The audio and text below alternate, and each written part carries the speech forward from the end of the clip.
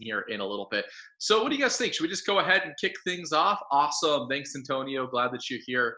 Um, I know that we're just about a minute past. People still filing in and they'll join in. So let's go ahead, kick things off. So what we're going to do is I'm going to do a kind of a live track guide to VIR and knock about everything or really hit on everything that we want to talk about. At the end, we'll have a live Q&A session, but join in while I'm going through it. If you've got questions, I've got all the time in the world tonight. So join in with questions during it. We'll go through it. At the end for the Q&A, we can cover anything that you want to cover, whether it's trail breaking or just random questions. Let's dig into it. Let's get going. So I'm going to start sharing my screen here.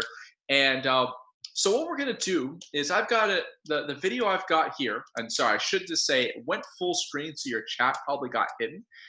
You can go out of the full screen by just hitting the escape button. That should allow you to see the chat window as well, so you can join it while we're going. So I'm on board with the spec E46 here. And this is from a race footage from one of our customers. His name's Jeff. So I thought what would be nice is kind of a mix between a track guide and actually a Racers 360 coaching session as well. So we can all get a little bit of an idea of kind of what it looks like and then what we've really focused in on. So let's go ahead and get going. Into turn one.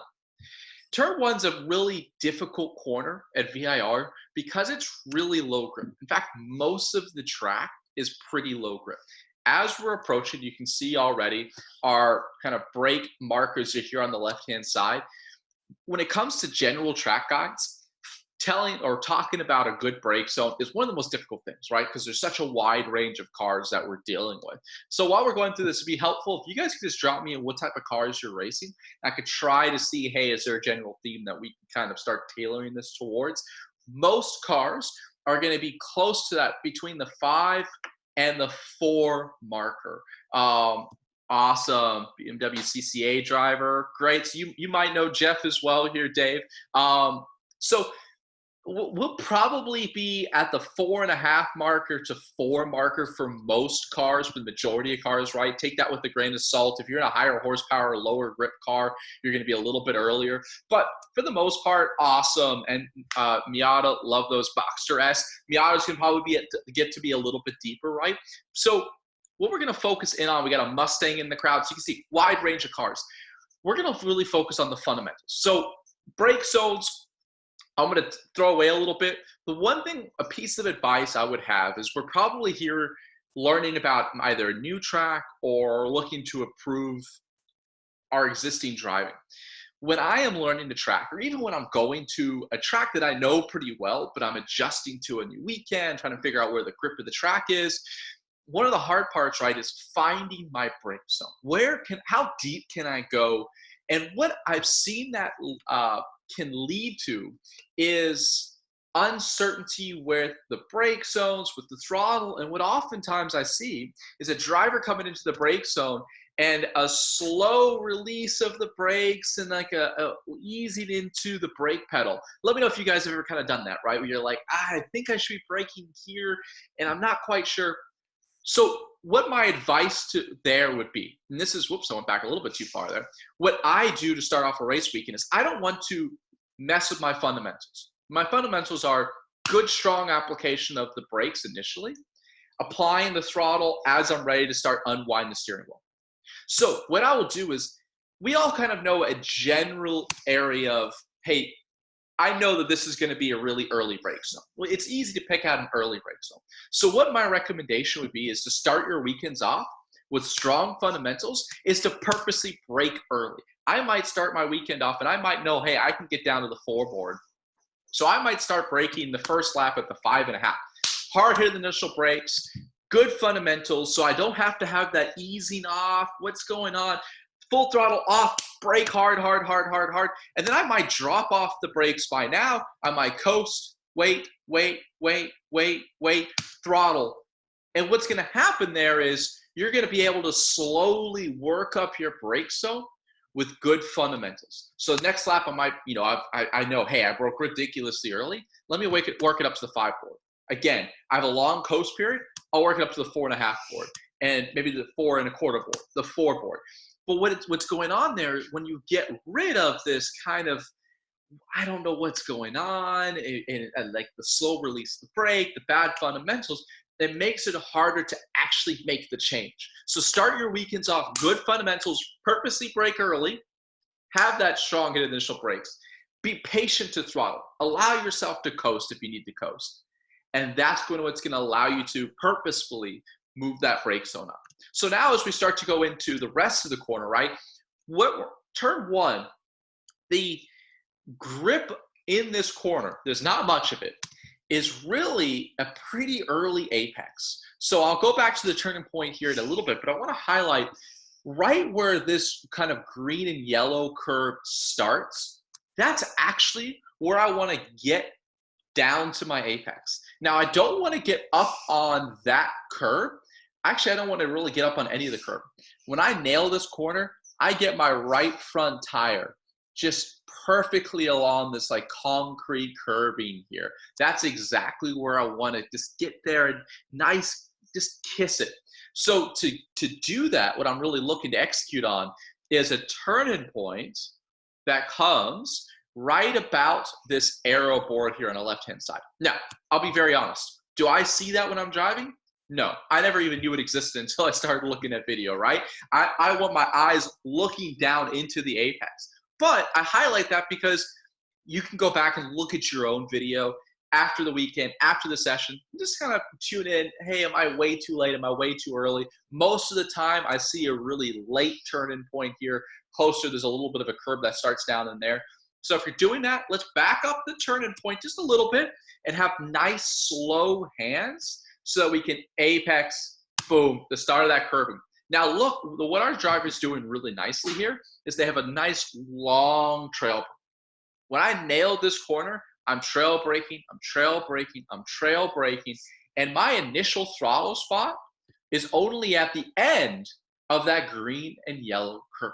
I don't want to touch the throttle any earlier than that, because any earlier than that, you're not ready to unwind the steering wheel. So if you're getting to throttle earlier than that, build that patience in, because what's probably happening is you're probably not able to commit back to full throttle until it's too late, especially you, Antonio, in a Mustang GT. This is especially important in higher horsepower cars. Now, for a Miata driver in the crowd, you could probably, in a lower horsepower car, commit back to full throttle and continue to turn the car, right? But if you can do that, you've probably overslowed the beginning part of the corner, and you're going to have more steering input in the car. So the reason why we don't want to really commit back to that throttle earlier in a higher horsepower car is that we create understeer. And when we create understeer, we have more steering input. As we try to get to really aggressive throttle, the rear is going to want to heavily snap. And in Miata, it can happen, less likely. It normally doesn't have the power to really throw us into that power oversteer on exit. But that you still are going to have additional steering input, right? And that's scrubbing speed. So even if you can get back to full throttle here and you're able to keep it, that little bit of additional steering angle really does matter. We're really trying to avoid that. So as we power out, use every little bit of the road and let the car be smooth out over here. You can see here, I don't like where our driver ends up. I do want to get close to this concrete curve. Our driver, I like where they are, maybe about a car length or so earlier than this. Perfect, but now is where I want to see them kind of get down to that second apex. I don't really need to get perfectly down there, but I definitely don't want to be all the way out to the left, out in the marbles like they are here. So once we get back, setting up for turn 3. Now, turn 3 is a really, really good test of your vision. Already, I want my eyes looking through the corner. And what I've seen a lot of drivers do is try to treat this like two corners, like attacking, brake, and then get their vision into turn 3 and turn into the apex. For me, turn 2 and turn 3 is one long corner. We want to treat it that way. So as we approach turn 2, there's no good turn-in marker. You can see it's a total depth perception. What my goal is to apex about middle of the curve. So right in this little area here is where I want to apex. Now I'm trying to, and again, not every car can be flat to that point, most cars you're going to be full throttle to there. Most cars you're not really braking until you're past the curb. But what's really important in this area is as you approach this apex, I really want your eyes trying to find that turn 3 apex already. If your eyes are still looking out over here, they're way too low. I'm going to pick this up in my peripheral vision. I'm letting the car drift out to the outside, but we really need that vision in so that we can work on coming off the brakes. What ends up happening is if your eyes are still focused where that red square is, by the time you brake and by the time you shift your vision into turn 3, you're probably late. You probably overslowed the corner already. So that's one of the most important things for this corner is really getting your eyes up. So now in turn 3, I focus heavily on trying to brake lighter, not later. So it's hard to roll an entry speed here, right? Like you're fighting the car, you're trying to get your vision in. We want that release off the brakes, and really our brake zoom is going to come anywhere from the middle of this curb here to about where our driver's braking here. You're not going to really go much later than that in almost any car. And if you're trying to go later than that, I'd probably say you're better off braking lighter. It's about like a 3 or 4 pedal for most cars, maybe even like a 2 pedal, but that's probably pushing it. So coming in here, we want to brake light and long. And then really the perfect marker for our turning back to that curb in turn 3 is going to come roughly around the end of this curb on our right-hand side. So again, similar to turn 1, you're probably not going to notice this while you're driving. I certainly didn't know where I really turned in, to be honest with you. But when I go back and look at my video, I started to see a theme when I felt like I nailed this corner. That's where the end of the curb is. So just giving you another tool to go back and look at your video and see, hey, where about am I turning in? So the important parts of turn 3 are the vision in. Now the next thing is, once again, back to fundamental. No throttle until I'm ready to unwind the steering wheel. So I am trying to trail brake all the way down to this apex. I'm trying to bring a lot of speed in. And again, let yourself coast. If you feel like you're overslowing, don't pick up that throttle early. Don't feel like you have to brake all the way down to that apex. If you need to coast to help let the car roll to the apex, but make sure you're not picking up the throttle until you're at that apex curve. And then again, on that exit, use every little bit of the road. They have that curb and then they have the pavement on the outside. We want to be all the way out there. We want to use every inch of the road. It's especially important here because we have a pretty early turn-in point. So you notice here, if you weren't going to use that road and the road was a lot tighter, we would need a later turn-in point so that we don't run out of the road. But this early turn-in point, you see our driver a little early to throttle here. This is one of the coaching notes that I worked with them on is we really got to be patient. See how they're feeding that throttle in? Before we get to that curb, I only want that extra car length, but precision matters. Being really patient is a big, big, big, big part of driving. So we want to be apexing the start of the green and yellow curve or just that little bit past it. And then what that's going to do is I'll have a tiny bit earlier of an apex point, which means I've got a little bit less car angle. But the less angle you've got, the more speed you can be rolling, right? Like the less you're asking from the tires. But I can get away with that because I'm going to use more road earlier. So this is really subtle. I'm going to exaggerate this just a little bit. But where their car angle is looking a little bit more in this direction, I can get away with just a little bit less. So it's small margins. But what you're going to see here is that's going to allow me to roll about 2 miles an hour more to the apex, making up a number, but for argument's sake, I'm going to get back to throttle here. I'm going to get back to full throttle here. But look at all that road out to our right-hand side that our driver's not using. So look how they eventually use a little bit of it. I would say they get out in parallel with their furthest out point now.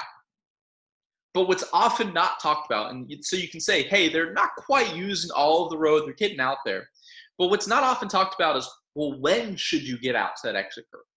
I want to see them get out to that exit curve and use all the track much earlier. So I would rather be out and parallel with the dirt by now. So I'm about a car length earlier than way out there. So if I were to demonstrate that, I'm going to go ahead, share out a whiteboard. Now, I'm not a great artist, so I'm going to go ahead and apologize for this ahead of time, but hopefully this will make sense. I'm just going to kind of draw what I mean using a track map. So if we come in here, I know this isn't going to be turn 3, but for argument's sake, here's the corner, and it does something like this, right? So we're out. All right. And let's say the curb is something like, here's our curb. So what typically we see drivers do, I'm gonna use orange for the typical driver. So coming in, they're gonna be apexing. Whoops, let me redo that, sorry. I said I wasn't an artist. They're gonna apex, and they're gonna use all the track, but maybe they only get out and parallel with it at the end of the curve. What I wanna see is maybe a little earlier turning point, almost the same apex, but then out and parallel with that exit curve much earlier. That's allowing more speed here. It's allowing to get back to full throttle at nearly the same point earlier, and it's allowing for more speed out here. So always ask yourself, not only am I using all the track, but am I getting out there early enough? You can easily see that from most tracks, if you look at your onboard and you're only out in parallel with the curve at the end of the exit curve, you probably are actually pinching your exits a little bit. Let me know in the chat if that's all making sense so far, and I'll go back to our onboard video. Awesome, thanks Dave, glad to hear that. So going back to the onboard video. So again, turn 3, you want to get out there earlier, right? Now, this next part is going to be probably one of the most important parts of this track, this turn 4, 5B area. Now, in a Miata, for some of us, depending on the car setup, all this type of stuff, we might be able to be flat through 5A, 5B. What is the most important part of this section? Most important part of this section is getting back to full throttle and holding full throttle as early as possible.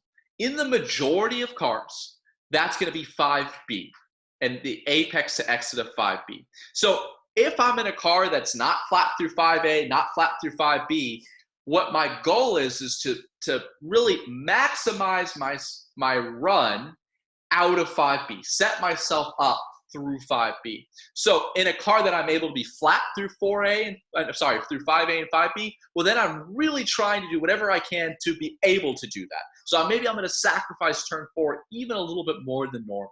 So as we start to get ready for turn 4, we really have no great turn-in marker. I use total depth perception feel. My goal here is to apex just past the start of this green and yellow curve. And I hope you guys can see this on the video, but right in here, you can see that that green and yellow curve is black there. It really starts to darken up.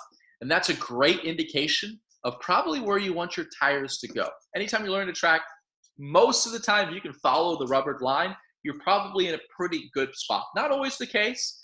There's always exceptions to the rule. You always have to experiment. Every car is a little bit different, but that's a nice little just indication to make things a little bit earlier. So I want to use every little bit of this curve. And almost more importantly, I want a really long trail break in here.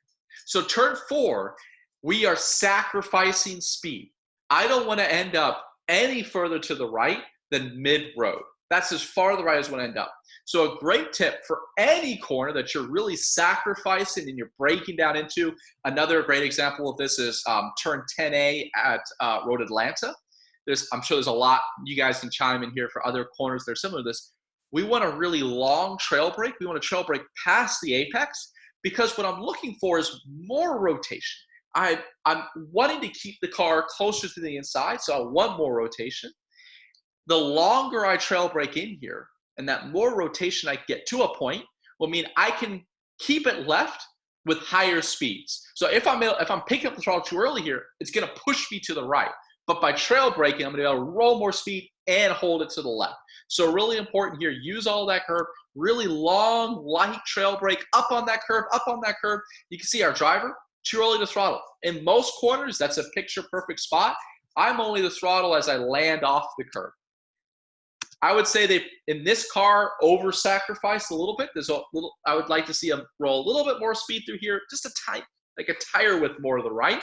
And then into 5A, if you're in a car that's not flat through this, which is going to be 99% of cars, I am trying to have a little bit bigger of a lift here so that I can commit back to aggressive throttle in between 5A and 5B.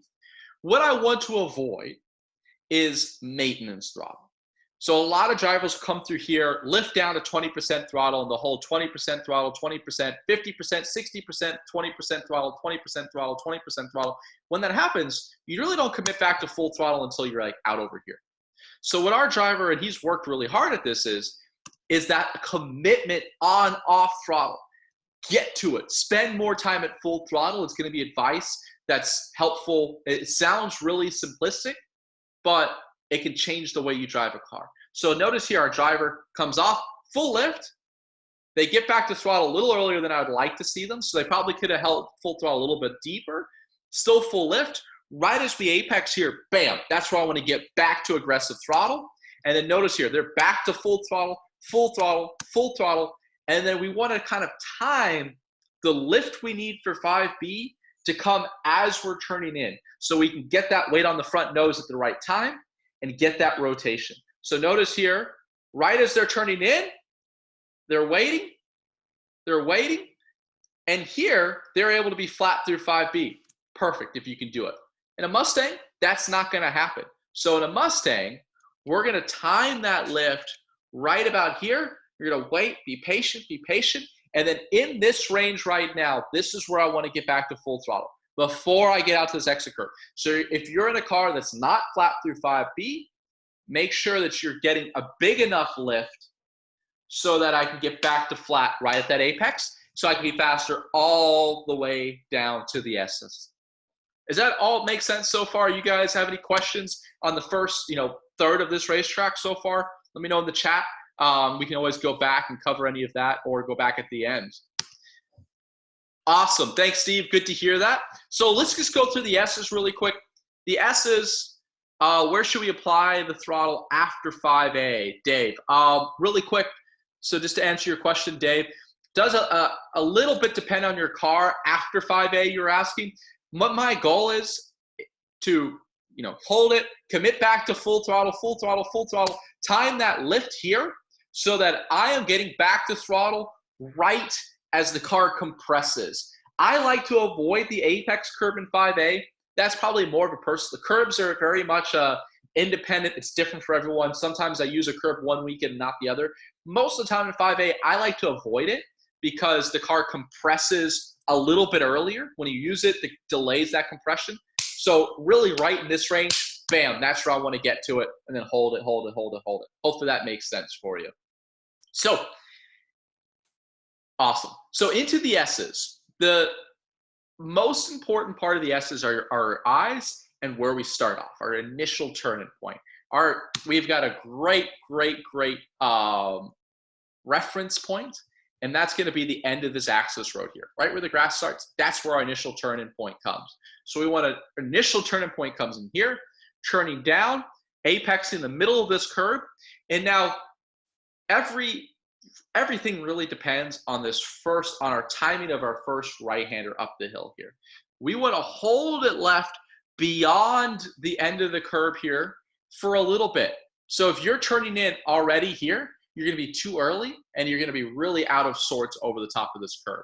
So what I'm really looking for is continue to hold it left about 2 car lengths, then turning it back to the right so that we can be hands straight or as straight as possible as we jump over the top of the crest here. So notice, I think our driver does a picture perfect job coming up over the top of this curve.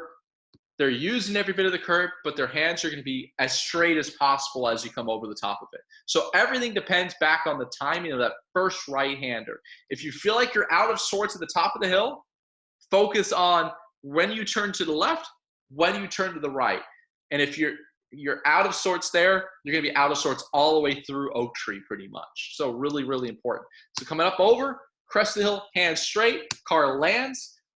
We can use a little bit of this curve or you can avoid this curve. We want to hold it left once again, turning it back over the top of the hill. Everything is about speed over the top of the hill. I see a lot of drivers sacrifice a little bit in here so that they can get back to full throttle here, don't worry about that. If you don't, like, I want to roll so much speed over the top of the hill that I'm trying to just hang on to the car. It might take me wider. I might not perfectly get all the way out to or all the way back to the right side of the road. I'm okay with that. Yes, ideally, I get back here, but I maximize the speed up over the top of the hill. And if I get, a tire width from the outside, I'm going to still gain on myself through the overall section. So really just maximize speed over the top of the hill, working slowly up to it. Into turn 10, it's really a short brake zone here. This is a corner where there's not much of a trail brake. It feels like a pretty early throttle application. So you can see here, short stab of the brakes just before we're turning in. And the important thing here is we want to be apexing kind of the start of this curve here. That's exactly where I want my left front tire, and I'm holding the apex. It's not a touch and go, right, because you'll run out of road.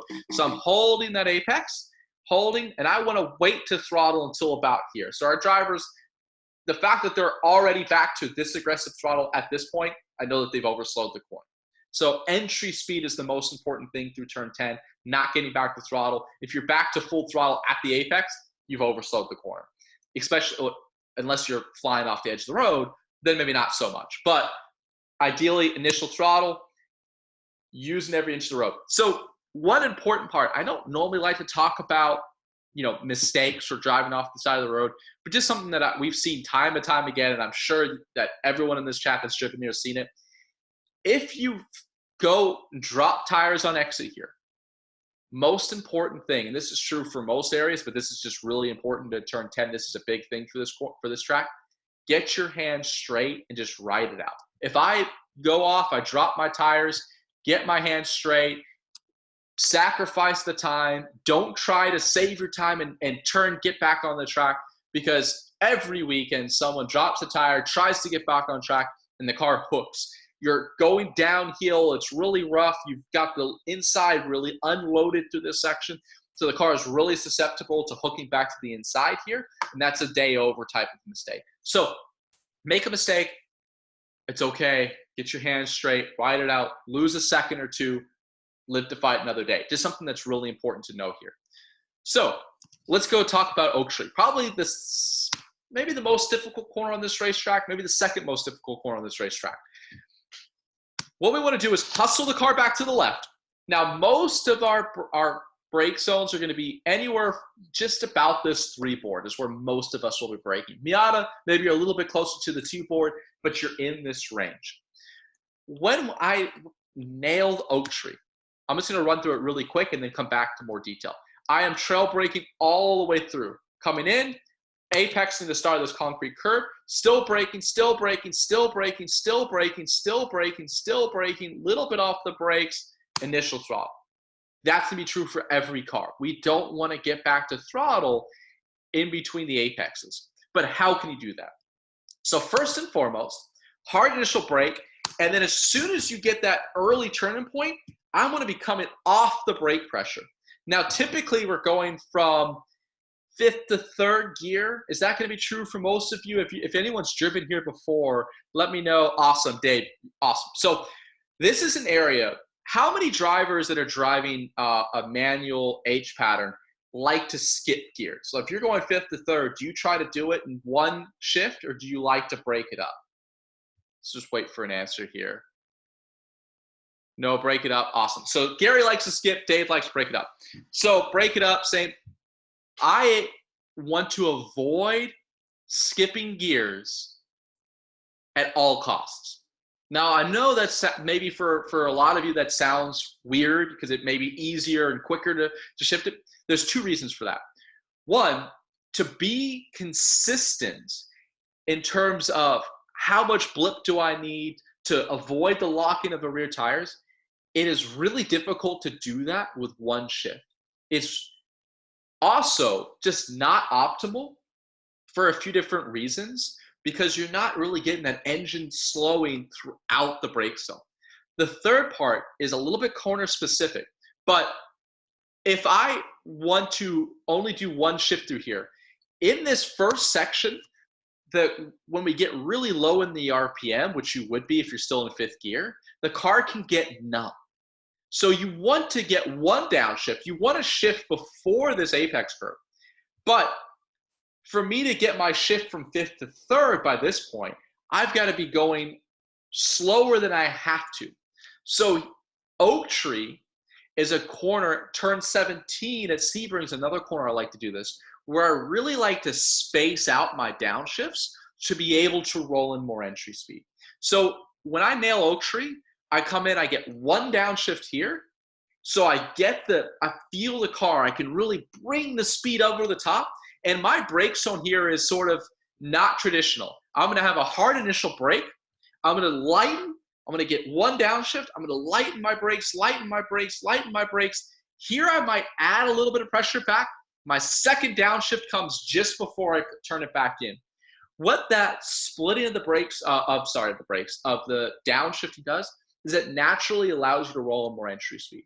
So for anyone that likes to skip gears, it's a personal preference. I am a big proponent in not doing it. There's multiple reasons, but in this corner, it's especially important to try to avoid that. Separate those out. It's going to allow you to bring in a lot more speed. And I think in the long run, it's going to be allowing you to be a faster driver, not only over one lap, but over a race. You're going to get less of that rear tire lock. And as soon as you get that, your rear tires get over-temped. It's going to make it even easier to do that. It's going to hurt your traction. So there's a few reasons why I like to skip it, especially important here to roll in the speed. So at this point, my goal here is to be apexing right about the middle of the curve. So again, precision really matters. So you might say our driver's really close on their initial throttle here. They're just, a half car length early? But that really matters here. They've apexed a little bit early. They've gotten to throttle a little bit early. And because of that, they're not back to full throttle until they get out to that exit curve. So I think they would be able to roll a little bit more speed, and they should have had just a tiny bit later of a turning point. So where they're apexing right about here, I want to be apexing there. Not much of a margin, but man, does it matter, because we have a long straightaway coming down. So if you're apexing and you're not able to unwind your steering wheel right away, you're too early. I also, again, like to avoid this curve.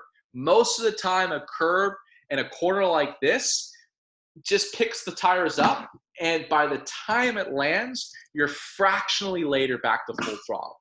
So I want to be back to full throttle about here versus here. So about a half car length earlier. And again, the most important part here, we've all been told at some point in our careers, corners leading onto a straightaway, it's the person that picks up the throttle the earliest that gets the jump down the straightaway, which is wrong. It's actually the person that gets back to full throttle the earliest after the apex point. That's what we really focus in on. If you're back to full throttle before the apex, you haven't rolled enough entry speed in a corner like this. If you're picking up the throttle too early and you're at the limit, it's delaying the point where you get back to full throttle. And that really hurts. So it's a subtle difference. Pick up the throttle early is the person that wins versus the person that's back to full throttle the earliest after the apex wins. But it's a really important difference. So have that built, really hit in your mind. Get back to full throttle as early as possible after the apex. Use every inch of the road out over here and get that run onto the back straightaway. Make sure you're taking a breath, because the next section here is fun. This is my favorite section of the racetrack. Up over turn 14 and then down into Hogpen. Man, is it fun, and man, can you really make up some time on drivers that aren't really sure what to do through this section. So Hogpen, again, really wide brake zone in here. You might be braking as early as the 3 board. You might be braking at the aero board. Really depends. In the GT3 cars, the high downforce, we're 6th gear, 170 miles an hour, and we're braking about the aero board now. That's a really big anomaly, though. So the important thing here is our turn-in marker, we really want to be this aero board here. We see a lot of drivers turning in early, and we'll show you why we want to avoid an earlier turning point. So we're going to wait. We want a hard hit. We want most of the braking done here as we're about to come up the hill. And then just before we come over the crest of the hill, that's where we're really trying to lighten off the brakes. It's easy to lock tires or get heavy into the ABS as you crest over the hill. So you really want most of your braking done now. So what ends up happening is if you are turning in any earlier than this arrow, what's going to happen is you're going to have a different car angle as we crest over the top of the hill.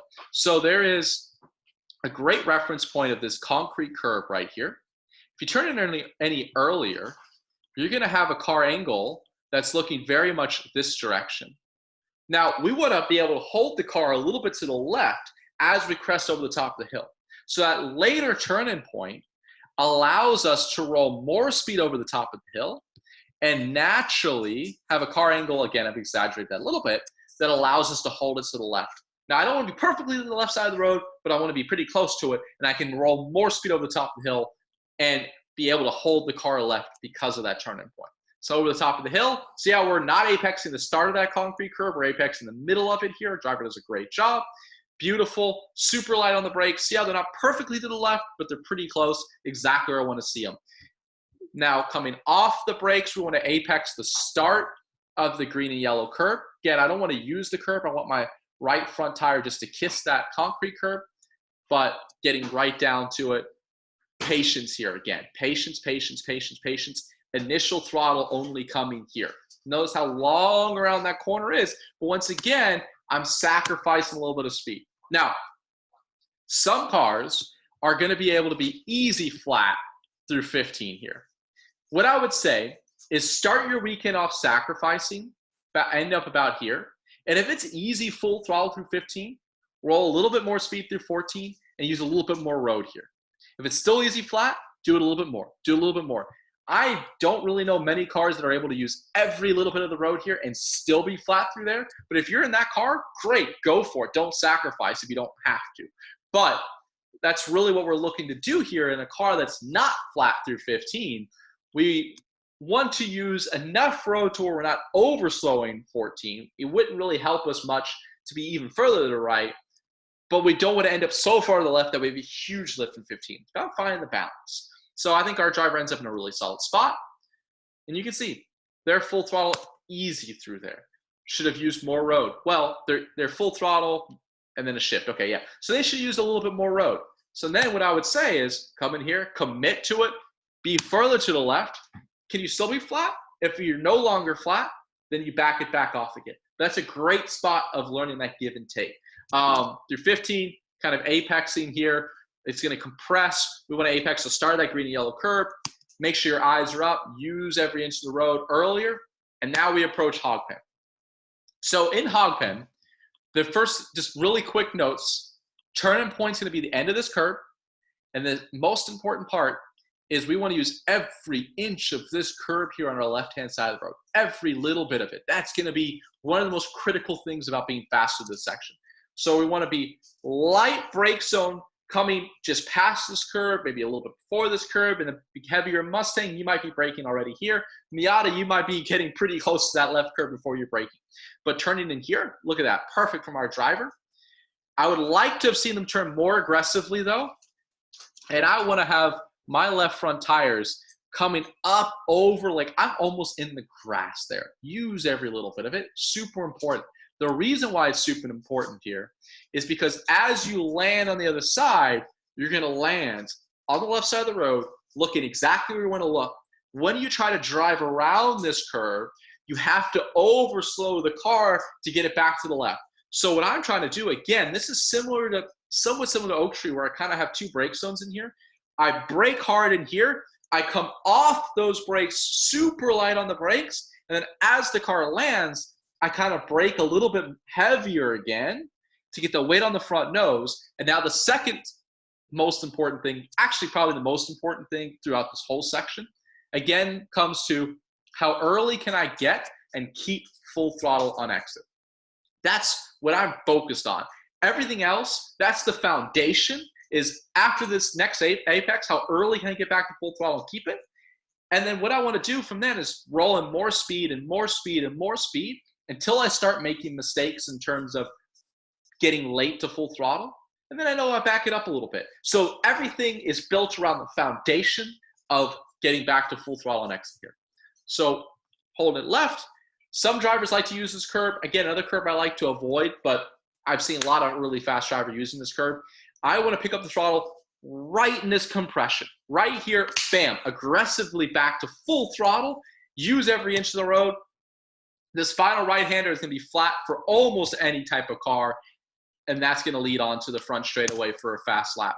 Just a couple quick, or one race note that I want to just highlight here before I can kind of open up the Q&A and questions and stuff like that. In multi-class racing, is anyone else here in any type of multi-class racing? Just leave me a yes or a no. So hopefully it's somewhat helpful what I want to cover here. Awesome. No. So I'll just say this really quick because a few of us are. Sometimes we have to have a little bit of give and take. And I just want to highlight this. Hopefully I'm in the right section here. Let me just play at full speed. Let's see here. So you can see here, we've got a faster car to the inside here. And this is a really dicey section to the S's. Our drivers full throttle, side by side, and then they fall in line, sort of, but they're way offline. In corners like this, if I see a faster car, and you can see in the mirror up at the top, they're going to the inside. This is a section where if I'm the slower car and that's in the position, I'm going to lift here. Lift off the throttle, let them go by, and then I want to get back on the racing line. That is going to be faster for both of us and safer for both of us. Sometimes you have to have a give and take. Now, if I was further in the lead and I saw that faster car coming up on me, I might put my car in the middle of the track and say, hey, not now, wait till after the S. Have that interaction, but have it early.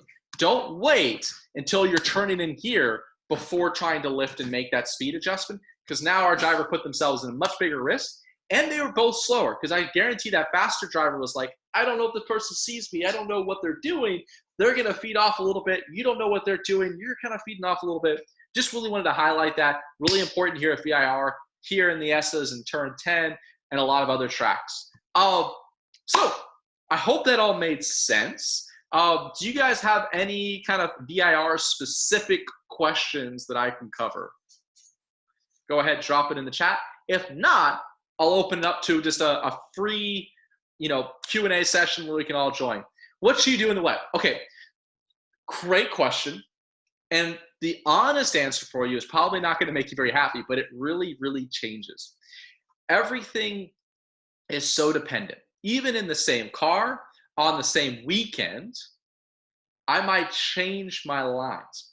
Now, a general theme is I want to avoid the rubbered line and have, or really cross over the rubbered line so that I can have my hands straight. So if I use turn 1 as an example for that, let me back this up. What I might do is I might go brake to the inside here, avoiding that rubbered line. I might have my hands straight, go to the outside of the track, outside of the track, outside of the track, and then manipulate my line so that I have my hands straight as I cross over this rubbered line again. So I might kind of not use all the road. So really kind of a square or diamond edge there. That's a good theme. In higher speed corners, I might start off the weekend going fully to the outside of the track and then avoid any paint, any curbs, really, really important there. Similar to Mid-Ohio. Mid-Ohio is really tricky. That track is probably the slickest in North America. So it's a really, really tough one. But yeah, it's similar to that. Let's see here. Why should you not do a later turn into turn 4? So, Angelica, in turn 4, there's an article that we wrote on this in Racers 360 where it was sort of, I think the title was, do late apexes need late turn-in points? Now, you might start off the weekend with this late turn-in point to have a later apex, but the later you turn in, the sharper you have to turn in. The sharper you have to turn, the slower you have to be going. So a later turn-in point in turn 4 is going to cause you to slow more than you have to. So what I really look for in turn 4 here is a slow hands on the turn-in, but a really long trail brake. And that long trail break combined with the slow hands allows me to have a pretty late apex. So our driver does a pretty good job here. Notice how they're not apexing really early. They apex about where you want to apex, but they didn't need to have a super late turning point to do it. They had a little bit early of a turning point, but they really slowed it down. They really trail braked it down in there. And that was a really big, important part. Hopefully that makes sense. Awesome. Great. Let's see here. You know what? I want to make sure I'm not missing any questions. So rather than using the chat for this, I think you guys, if you scroll over the screen, you might see a Q&A button. I'm going to stop sharing my screen for right now. Let's use that Q&A tab. If I missed your question, go ahead, answer that or ask that question again in the Q&A, just so I make sure I'm not missing it. And while we're doing that, just want to let everyone know quickly about a really, really cool Racers 360 service. So at Racers 360, not only do we have personalized coaching, you can upload your video, just like what we've seen here, have annotation. We also have something called our Driver's Lounge.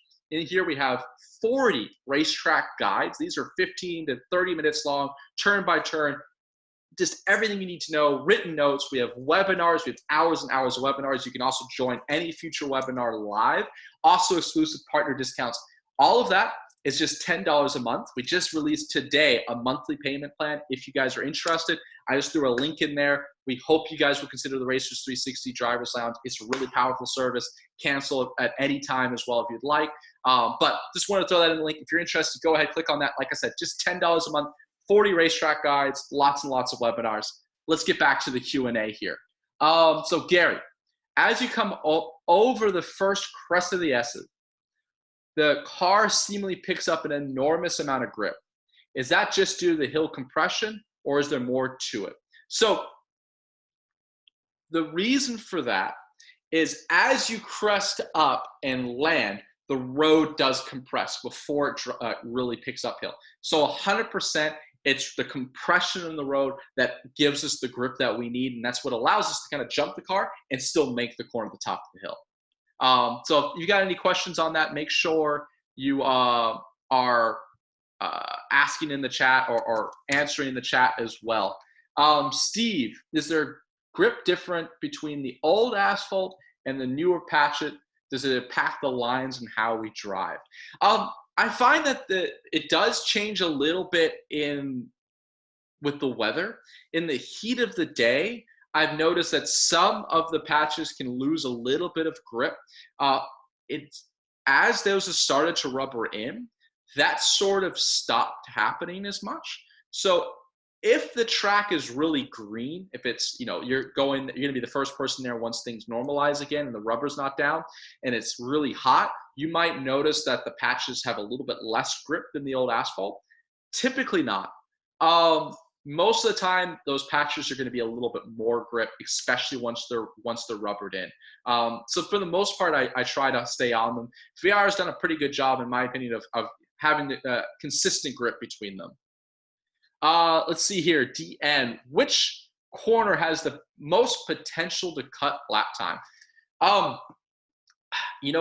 In my opinion, it's Hogpen, really sending the car over the top of the curb on the left, landing, and getting back to full throttle as early as possible.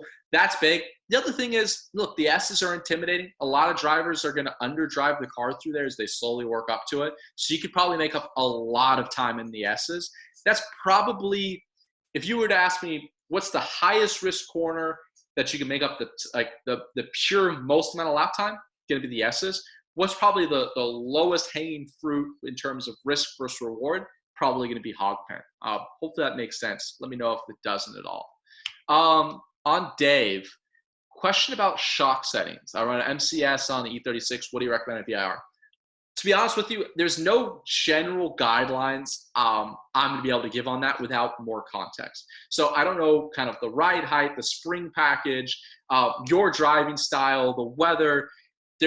No one's going to be able to look at that and really recommend something. If you're dealing with a specific issue, setup issue, let me know. Leave a comment. I might be able to tell you which direction you can maybe go with shocks. But as an overall settings, I don't have a clue on where to start, unfortunately. Angelica, I have a hard time getting oak tree right. Can you go over that again? Absolutely. Yes. Let's go ahead, share that screen. And of course, as we go through this, if you guys got more questions, hey, I've got time. Ask them away. Even if it's not VIR, or if I didn't quite make sense on any of those answers, just let me know. So in oak tree, what we really want to focus on is hustling the car back to the left side of the road, braking hard initially, somewhere around this 3 board. Hard initially, and then as you start to turn in, I want to be aiming. Let me get my annotations up again. Sorry about that. All righty. Oops. Just kind of got all things getting in my way here from Zoom. Okay, so as I turn in, my goal is to apex the start of the concrete curve here. I don't want to get up on it, but I want to be apexing so my right front just gets right down in there. So what my goal is then is I have a hard initial brake. As I start to turn in, I'm going to lighten off the brakes, and I want my first downshift to come before I get to that curve. Now here's where I've got a long, light brake application. I might be like a 1 or 2 pedal through here, up over the top of the hill, and I really want to feel like I'm sending it over the top of the hill, flying. I almost feel like the car kind of lands here. It doesn't actually, but you come over, you crest, and then the car settles. As the car settles, boom, that's when my second downshift comes. And then in here, there's not a great reference point for where that second kind of more aggressive turn-in should come for that apex, but I want to be really making sure I apex right in the middle of the curve, and I want to make sure I'm not picking the throttle before that. So as I get ready to turn harder, more aggressively, I'm going to be trailing off the brakes. If I need a little bit of coast, I'm going to coast. But I want to really apex the middle of that curve, and I want to have a car angle that's looking more down the road. So if you feel like you're running out of road on exit, probably apex too early, or you also pick the throttle too early. So I really want a little bit later of an apex so I can really unwind the steering wheel as soon as I get down to that apex. And then the most important thing, patient, initial throttle, back to full throttle, and then make sure your eyes are up. Use every little bit of the road. I already want to be out and parallel with the dirt, so I'd already be out there. Driver had slightly low eyes. They didn't unwind the wheel as much as I'd like to see. See, I'm kind of nitpicking. They're pretty close. Could have been a little bit closer. Is that more helpful? Where did you feel in oak tree that you struggled the most? Back here. Make sure I'm down at the bottom here.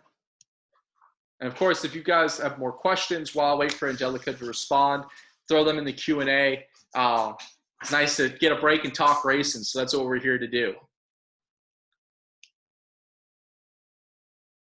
Just making sure we got all of the questions answered on oak tree. Awesome. Don't have enough time there. Yeah, at this point. Look, oak tree is one of those corners where it just takes time. It's really a rhythm corner. And it's really one that you've got to have the confidence that you know how much track you have after you crest over that first hill. So it's blind as you come over the first apex. It's going to take time to trust coming off, not off the brakes, but coming off that heavy brake pressure and rolling the speed over the top. So you really want to feel like as you come over the top, you almost feel like the car gets light, and you've just got a light bit of brake pressure. You don't want the rear stepping out, but you want to be on that edge, and that just takes time. We have someone. Can I repeat the first 3 turns? Let me go through it really quick. I do really recommend, if you want the more in-depth, join our driver's lounge. You're going to get the recording to this, so you get all of it, and our really in-depth track guides. Again, that link came out earlier. It's just $10 a month. We have 40 track guides. But let me go back really quick, just highlight bullet points, what I'm looking to execute on for you here. So let's see here. Turn 1, we're going to be braking right about the 4 board. Coming in, we want to brake about the 4 board for most cars, wider range. We want to be turning in right about this arrow board here on our left-hand side. Really important. That's about our turning point. And then we want to apex this concrete curbing, right where the green and yellow curbing starts, we have a long holding apex here. So as we're coming in closer, bam, right there, we want to get in there and kiss it. We want to be trail braking, trail braking, trail braking. Initial throttle comes as the green and yellow curb ends. Get back to full throttle, use every inch of the road. Make sure we're sort of apexing this turn 2 curbing. We don't need to get all the way perfectly down to it, but we don't want to be all the way out wide like our driver is here. Get back to the right side of the road. And then turn 3, treat turn 2 and turn 3 as one long corner. Make sure your eyes already are trying to look into that turn 3 apex. If you're still looking at the exit curve for turn 2, you're too late. Really focus on braking lighter rather than later in here. So as we kind of pass through the curbing or pass this curbing here, that's where we're starting to brake. Coming off the brakes as we turn in. Turn in comes right about the end of the curb here on the right-hand side. I want to be apexing about the start of this curbing here. No throttle until the apex, initial throttle here, and then get out and use every little bit of this curb on our right-hand side on exit for turn 3. Hopefully that all makes sense. Dave, where should we be braking coming into 14? Again, I'll be honest, giving you an exact brake zone is going to be a little bit difficult.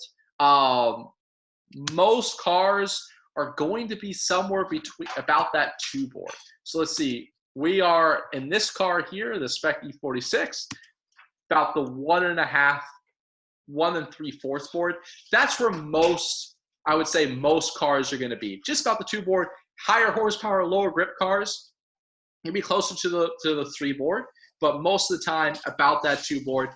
Really focus, like we talked about in the beginning, where if you don't know where to brake earlier. Good fundamentals, coast if you overslowed, and then work a little bit deeper, and then work a little bit deeper. But just know you want to get 70, 80% of your braking done before you turn in. Because as you come over the top of the hill, you're going to lose a lot of grip. So you got to really get a lot of that braking done early in that compression. You can really attack those brakes there.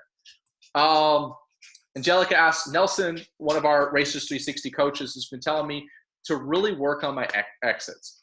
What are some things that I can do to do that? So first and foremost, making sure that you're not touching the throttle until you're ready to unwind the steering wheel. So the most consistent mistake I see grassroots racers making is picking up the throttle too early, which induces that understeer, which can really lead to delaying where you get back to full throttle. So really focus on when you get back to full throttle.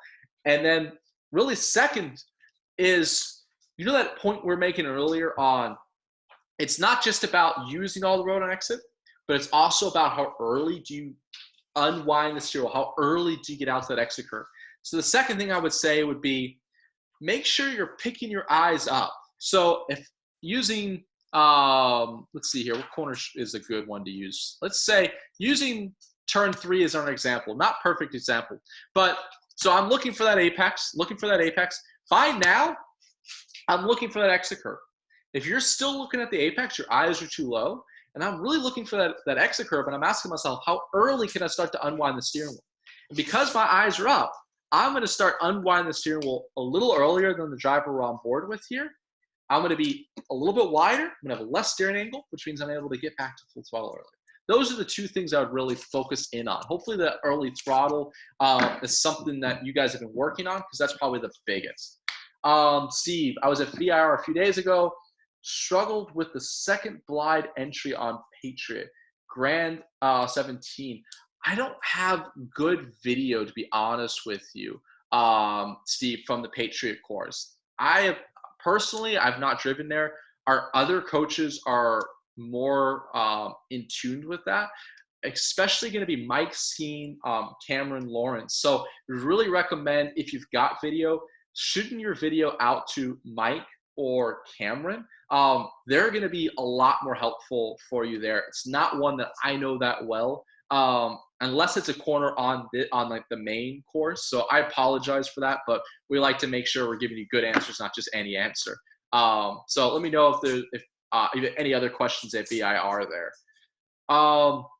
So almost anywhere with larger green exits should be used. Absolutely. So out of turn 3 and out of Oak Tree, use every little bit of this road. In fact, remember what we talked about earlier, how if you could kind of follow the rubber you probably have a good indication of like where you should be running. Um, what you can see here, if you're really specific, just ever so slightly, you can see a little bit darker of a line and darker of a line out over here. Notice how our driver is just inside of that, which highlights how I would like that little bit earlier turning point and a little bit earlier out to that exit curve. And you can see right in, let me just highlight this. Sorry, I'm just being really picky here. But you can see this is where most of the cars are getting out there. Notice how our driver is really not getting out there until full car length or two later. That's costing them lap time. It's precision that matters. It's not going to be, especially as you get closer and closer and closer to the limit, that half a car length early throttle means half a car length too late to full throttle. And that's where it really matters. Sometimes when we're starting to learn out, we can make bigger swipes at it and bigger changes. But as we start to get closer to the limit, it's going to be really subtle things. And if I could give everyone just like one theme, what's going to be the difference between professional driver and a grassroots racer? For the most part, the grassroots racer actually spends more time around the lap on throttle than the pro driver. But the pro driver spends more time at full throttle, really trying to maximize your time at full throttle. If you're feeling like, especially through 5A, 5B, you're just kind of spending a lot of time at maintenance throttle and you're not getting back to full throttle, probably because you're not driving the car correctly. We want to be able to use that weight transfer. Full throttle, bigger lift. So I'm going to lift more, but then that's going to allow me to get back to full throttle early. So you might be even a little bit faster than me approaching 5B because you held that maintenance throttle, but I'm going to get back to full throttle earlier. I'm going to be faster all the way down to turn 10. So really maximizing time spent at full throttle is something I think we can all gain on. Any other questions here before we sign off for tonight? Again, I put the link for our track guides, $10 a month. Really, really think that's great. Intro service if you're not quite ready for professional personalized coaching. Of course, we'd love to work with you. We'll follow up here for all subscribers. You're going to get a recording of this as we do with all of our webinars. Thank you all for joining us. It's nice just to talk racing, get a break from everything, which is always good. And if you got any questions, just email us. I'm Dion@racers360.com. Really, really easy. We are always available, even if you just want to talk racing or if you got general questions. I got my email address there. We're here for you at Racers360. Thanks again for joining us. Hope you guys all enjoyed it. Stay safe, and hopefully we'll see you at the racetrack soon.